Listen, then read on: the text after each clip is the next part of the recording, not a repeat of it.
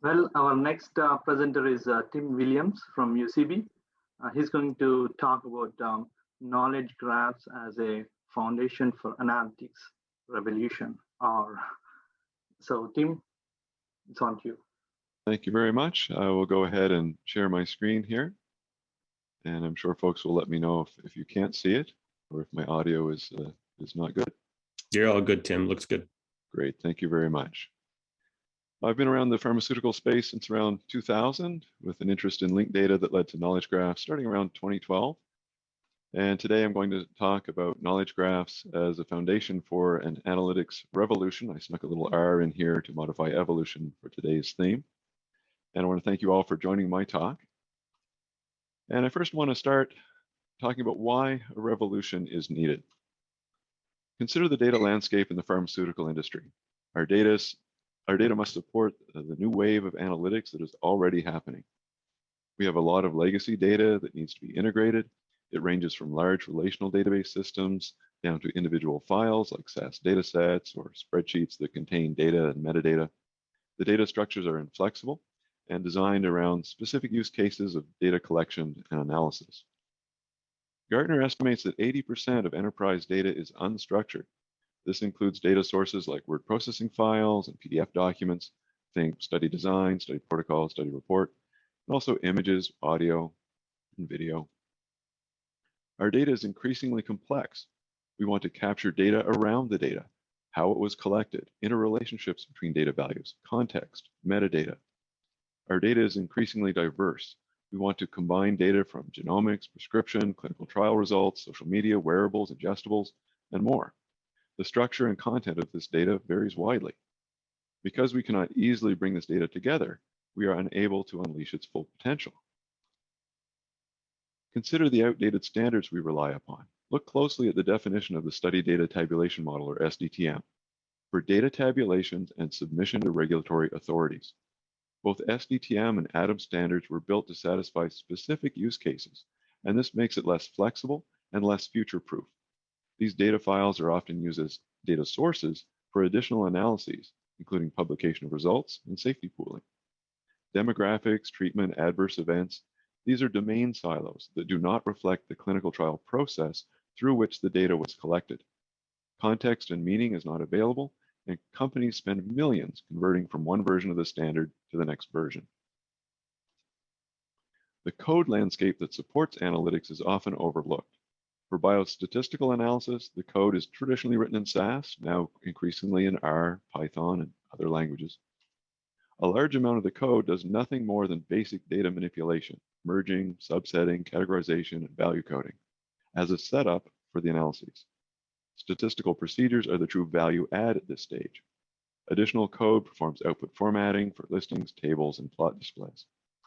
So what's the problem with code? For one thing, there's a lot of it. Code is often copied over from one analysis to another with a lot of redundancy, portions are commented out, and documentation may be poor or absent. There can be thousands of lines of code for a regulatory submission. With a likely error rate between 15 and 50 per thousand lines of code, this has a substantial effect on the accuracy and quality of our results. We also lock ourselves into specific applications and programming languages. Some SAS programmers do not want to learn R or Python.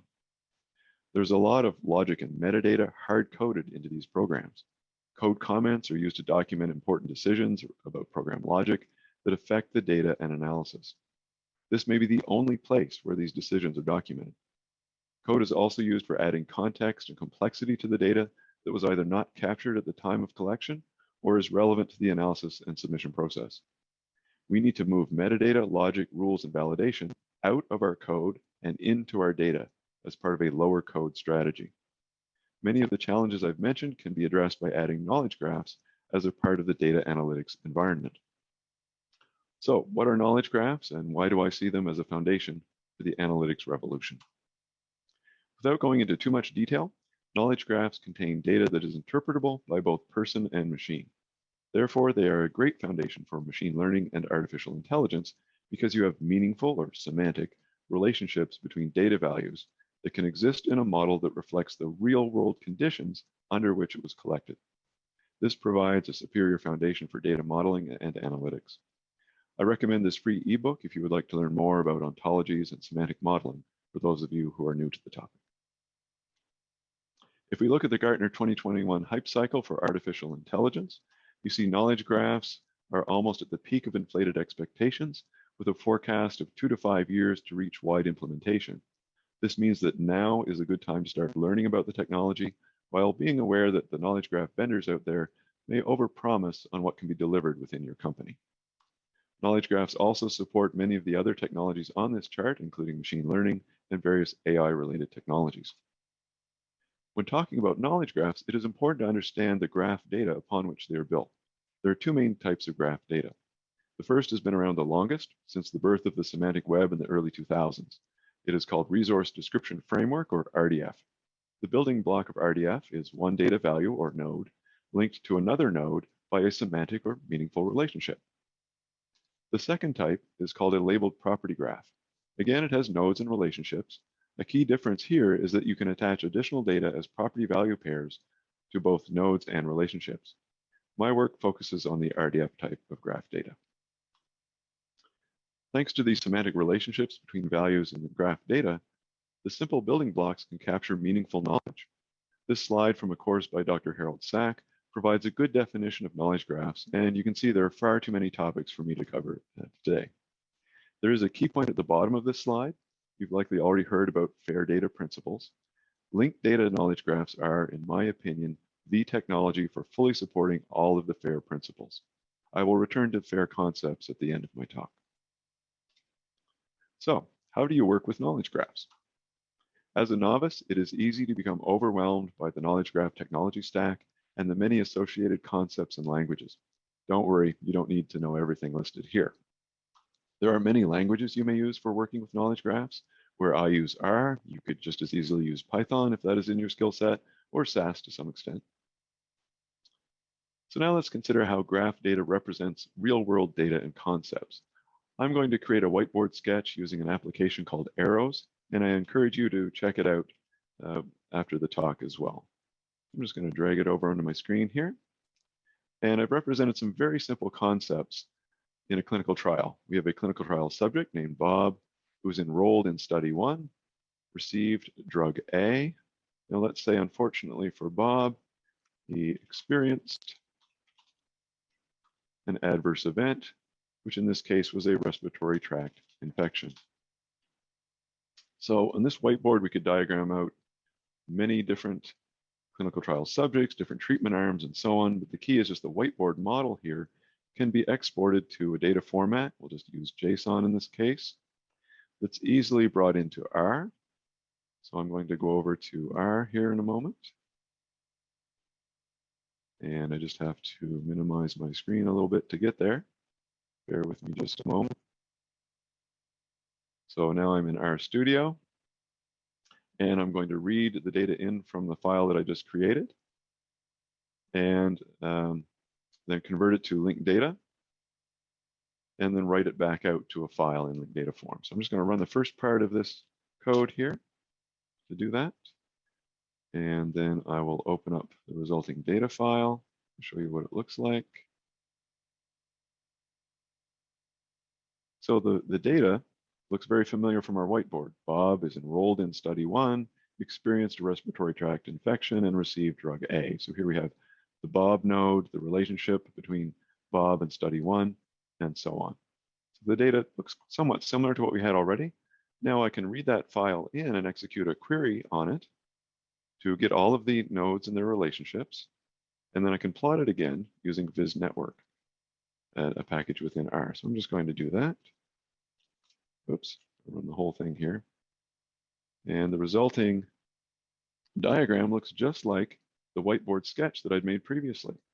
So the key takeaway here is the way you would see the world and sketch it on a whiteboard is the way the data looks itself. So there's a lot that you can do with these very fundamental building blocks.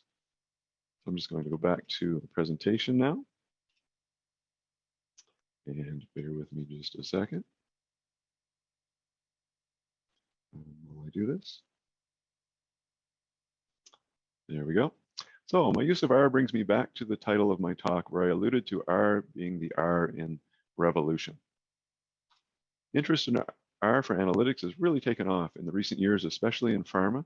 We see it here in a comparison of the popularity of the search terms R and SAS over time at Stack Overflow. R, of course, is further dwarfed by searches for Python, but I will confine my talk today to R. R has many good packages for working with RDF graph data that includes data creation. As you saw in my quick run earlier, I use RDF lib package, sometimes the Redland package. There's also JSON LD if you need that type of interoperability. To create hash values for the unique identifiers required by graph data, I use the digest package. And I use the MD5 sum function within the tools package for hashing entire files. Creating hash value of a file is a good way to determine if file content has changed since it was last indexed. My typical RDF creation process roughly follows these steps.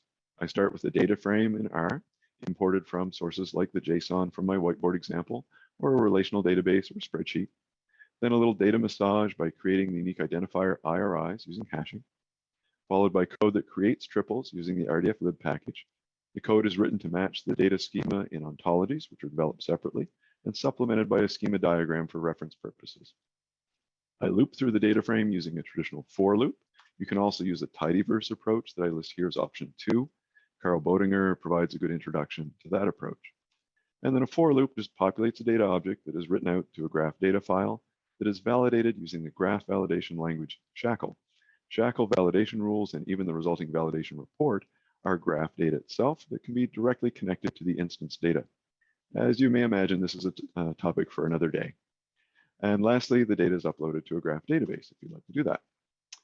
With the data in a graph database or in a graph file, I can write a query string in the language called Sparkle directly within the R script and then execute the code to obtain the results, or I can source an external query file and execute that. Option 2 allows me to develop and troubleshoot Sparkle queries in a separate development environment like Stardock Studio, and this is my preferred method. After you have queried the graph database and have your data as an R data frame, the analysis workflow is just like any other analysis you may perform, but with what I would call analysis with benefits. With graph data, you have the added benefits of values that link to other values with semantic relationships.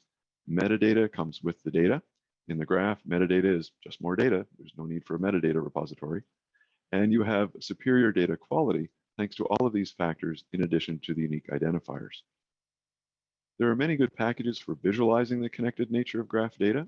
My favorite is VisNetwork.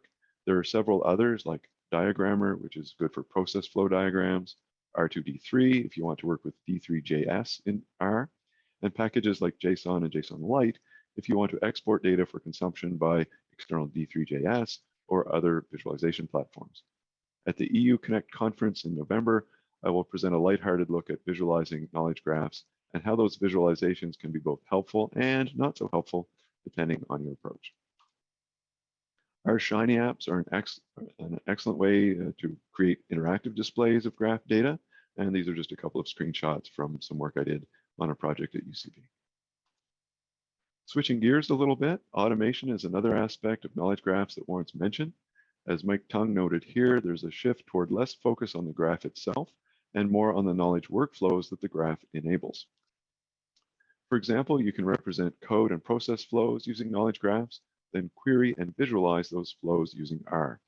These workflows can be as basic and general as a high-level overview of a project's process flow, and as granular and focused as the steps in a series of R scripts. The flows can be very complex, representing materials and biologics manufacturing, supply chain, or financial tracking. The screenshots of the charts here are from a personal project of mine that I will soon publish online. The charts are entirely data-driven displays based on graph data. And for the remainder of my talk, I will address some of the higher level topics. The first being that the analytics revolution will not just be data-driven, it will be data-centric. What do I mean by data-centric? Our use cases are many, spanning the entire drug development process. Data is at the foundation of all of these use cases. Our analytics are increasingly complex. We've evolved from simple p-values, t-tests, and regressions of yesteryear to the more complex analyses supporting machine learning, natural language processing, and artificial intelligence. Our data is the foundation for these advanced analytics. Programming languages come and go. We're increasingly moving from SAS to R to Python and whatever comes next. Our data must also evolve. Standards must keep pace with our new data landscape. The analytics revolution is intimately linked to the underlying data revolution. This means we need to fundamentally change how we think about data. When I say data, you most likely picture in your mind a row by column structure. It is familiar, neat, orderly, easy to understand. We need to evolve this thinking to where we envision data as values connected by meaningful relationships in multiple dimensions. The data-centric concept is very well articulated in these two books by Dave McComb. They explain how we are application-centric today and why we must become data-centric. These books will change how you think about data and the applications that work with it. Data-centric is patient-centric. A comprehensive view of the patient can be achieved with graph data and data-centric modeling. The graph is extensible, so if the researcher or the patient wants more information about a study drug, they could seamlessly extend their query to sources like Wikidata or DBpedia. When linked data is used, terms for medical history and adverse events are easily integrated. The patient could even navigate from information about their medical condition to patient support forums. Social media platforms like Facebook, or I guess I should now say Meta, use their own specialized form of graph database. Naturally, data integration raises privacy concerns. The knowledge graph approach provides both unique challenges and solutions in this space because the types of data can be explicitly categorized on a very granular level to allow or to prevent access. And new initiatives like the Solid platform, spearheaded by Sir Tim Berners-Lee, hold much promise for you to control your personal data. Semantic graphs and artificial intelligence are working together now. This is an example of real-time reasoning over a semantic knowledge graph with contextual decision-making on the fly. I invite you to take a look at the video and think about how this level of knowledge graph technology could be implemented in our domain. Here we have the machine making life or death decisions for the occupants of a vehicle. Can we implement this level of technology for something like real-time monitoring of clinical trials? I'm sure you can think of other uses as well. Knowledge graphs are a foundation for artificial intelligence as it evolves into its third wave. In the first wave, which is still current and relevant today, we rely on handcrafted knowledge. Experts take domain knowledge and characterize it using rules the computer can understand and then apply. The computer uses those rules and logic to perform tasks. Common examples are scheduling applications and computer chess games. The second wave is characterized by statistical learning, where systems are trained on data. Statistical models are created to characterize the problem domain, and computer models are trained on data for that domain. The second wave is on the rise in pharma and used in many everyday applications. Examples include voice and face recognition. It can still be a little unreliable. During my personal pandemic quarantine, I was improving my very basic French using Duolingo, which uses AI-based voice recognition. I know my pronunciation is not the best, but I think I got this very basic one right, even though Duolingo AI said I did not. The third wave is contextual adaptation. The systems themselves build explanatory models of the real world. Think about how models are built in the second wave, thousands of inputs and refinements, versus building models that describe how something is built, then only needing a very few examples for training. The system over time learns how the model should be structured. The computer perceives the world in terms of that model and then reasons over that model. This third wave is just beginning. Knowledge graphs and linked data support machine learning. Defining semantic relationships in the data provides an advanced foundation upon which you apply machine learning algorithms. Now, I'm not a machine learning person myself, so I searched the CRAN repository for machine learning packages and found 100 of them, and that's a lot to choose from. For an inspirational example of what can be accomplished with knowledge graphs in the healthcare space on a limited budget, I will now introduce you to the work by Dr. Parsa Merhaji and his colleagues at the Montefiore Health System. In his 2018 talk at the Knowledge Graph Conference, Dr. Merhaji reviewed the challenges we face in the current state. Many companies are creating large data warehouses or data lakes, spending a lot of money and time on extract, transform, and load processes to get the data into the warehouse. Then you have multiple ETL processes to support your analytics, with each analysis creating a new disconnected silo on the analytics side. This costs more time and money, and all you've really managed to do is move the silos from the data source side to the analytics side. Dr. Hey, Tim, Marhaji. this is Pradeep. Just wanted to give you a 10-minute warning. Great, thank you very much, right on track. Dr. Marhaji calls these analytic bubble-making machines, which is both amusing and highly accurate. Traditional non-graph vendors play an active role, and for them, a very lucrative role in this, by perpetuating these silos on both the data source and analytics side by creating those disconnected point solutions. The approach adopted at Montefiore is to extract data from existing silos and load it into the graph with minimal transformation at this ETL step. Mapping occurs between the source and the graph, but there's no large investment in semantic transformation at this step. And this is where many projects fail by getting mired in the details of semantic modeling and lose focus on the project goals. The minimal transformation on the load side results in a schemaless graph that also contains rich metadata. Those of you familiar with the FAIR principles will recall that a key concept is metadata is available when the data is not available. Data about the data is available for usage considerations that include confidentiality limitations around patient records, as an example. There is just-in-time semantic transformation to support the analytics requests. Transformation processes themselves know how to navigate the graph and make the transformations needed to perform the requested analytics. Then, results and information from the analysis is returned to the graph, enriching the graph for future analyses. Can a future analysis reuse a past analysis with only a few changes to parameters? Future learning is built on past learning. I find this to be an inspirational and aspirational example. Finally, I will briefly talk about the language around FAIR data and how it relates to knowledge graphs. The FAIRification process is a continuous improvement cycle as we employ FAIR principles which stand for findable, accessible, interoperable, and reusable. We should strive to ensure that our data is born fair at the source. We can use graph validation languages like Shackle to ensure our data is valid both at the time of collection and again later when submitting to regulatory authorities. We can separate data from the limitations of current standards, then materialize that data into those standards like SDTM and ATOM. Let's integrate our data using graphs and virtual graphs and have standards themselves as linked data. We can support process automation for data creation and follow data-centric, not application-centric principles. We can enrich our graphs, first with natural language processing to extract information from pre-existing documents. We later move to generating these documents from the graph data. The machine can start to infer entity types based on content, relationships, and integrated metadata. The graph is enriched by returning analysis results back to the graph. We further enrich our graph by linking it to external graphs, bringing in real-world evidence data, and including or linking to shared industry code lists and terminology.